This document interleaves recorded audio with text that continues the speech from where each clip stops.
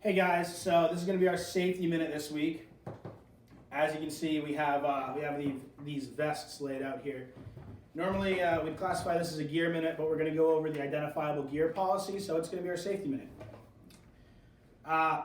These vests, everyone should have been issued a vest. If you don't have one, let me know. We have a ton in the back. You can shoot me a text, email me, call me, send a carrier pigeon, whatever. Let me know and I'll get one to you. We've issued one of these to all of our personnel. If you weren't at a couple meetings in January or February, whenever it was that we issued these out, you might not have got one. So just let me know.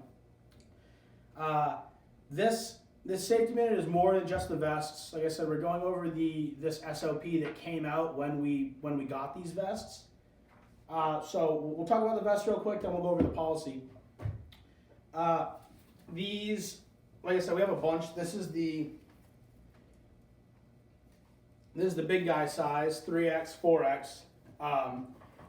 They're pretty adjustable. You've got mic clips here for a radio microphone. You have a little ID slot, all kinds of pockets everywhere.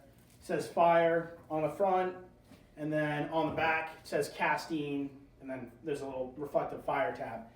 These meet the NFPA recommendations and the DOT standards requirements for emergency responder vests. So they have the correct amount of high-vis yellow and the correct amount of reflective tape, and they're also the five-piece tearaway vests.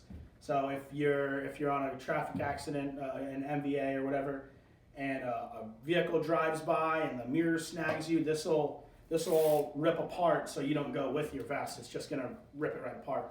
That being said, if you have any old style vests that are one piece, that have a zipper or whatever, let me know, because we got to get those replaced with these to meet current requirements with the DOT and NFPA standards. So these vests are pretty easy to tuck away. Our students, a lot of our students keep these, and including myself, we keep these in our backpacks.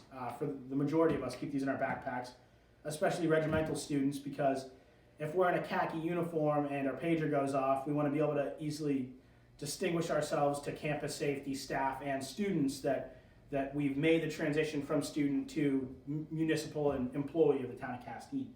You know, we're not students anymore. We're emergency responders, and this clearly defines a transition.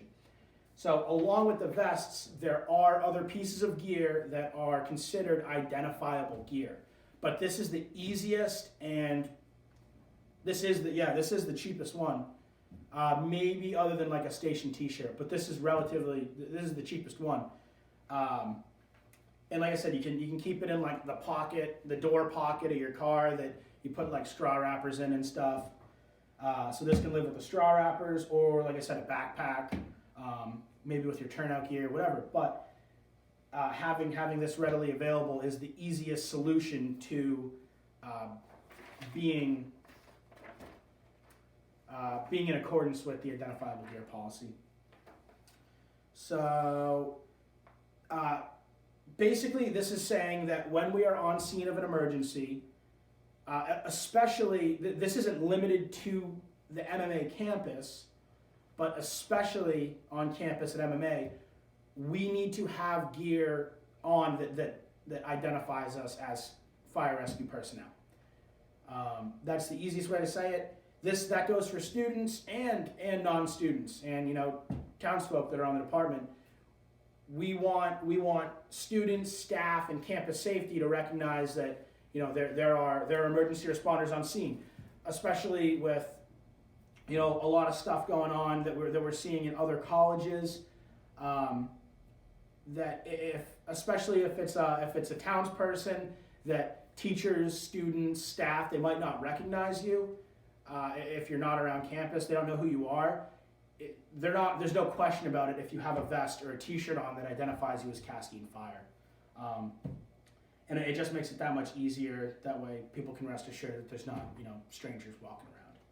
So vests, like I said, are the easiest one to put on. We have a list of stuff that is considered acceptable, and this does need a little bit of updating because we've got some new pieces of gear and like the sweatshirts that are on order. Which, if you're seeing this Tuesday, so today, if you're seeing this today, I got an email from Custom Ink. Those sweatshirts should be in anytime from Wednesday to Friday. So by the end of this week, those sweatshirts will be in. I'll send an email out on how you can get those if you're in Castine.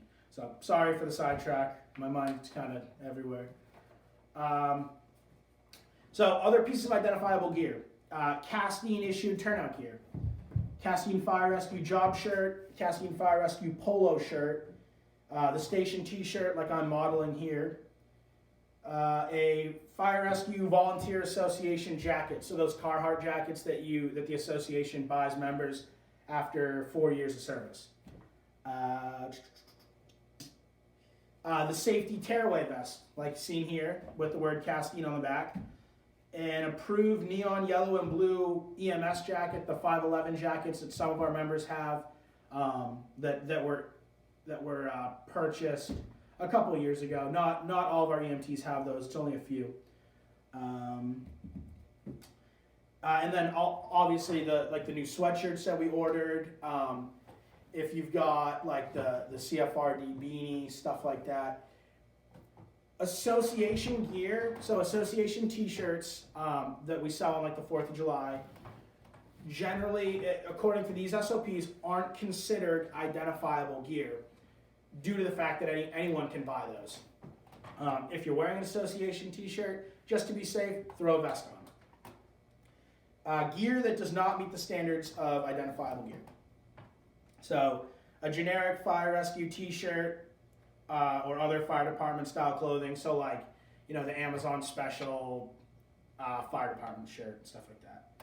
Safety vests that don't say Castine on them, so you can't wear just a safety vest that doesn't say Castine. If you're in turnout gear, you can throw a 5-point, the tearaway vest on, that's fine. But just know that these are readily available. We have them on each riding position in each truck. Station t-shirts or other clothing from other departments. Portable radio and or radio strap combination, regardless of what's printed on the strap, and the wear and use of a jump bag alone without the presence of other identifiable gear. When you get into the meat and potatoes of this, like just Cliff Notes version, if you don't have a job shirt or a t-shirt or something that says Castine Fire Rescue on it, throw a vest on. If you don't have a vest in your POV or in your jump bag, if you're EMS, we have these on all the trucks. Engine 6 has 4 of them. Engine 5 has 3. Rescue actually has there's 2 in the cabin. I want to say there's 3 out back.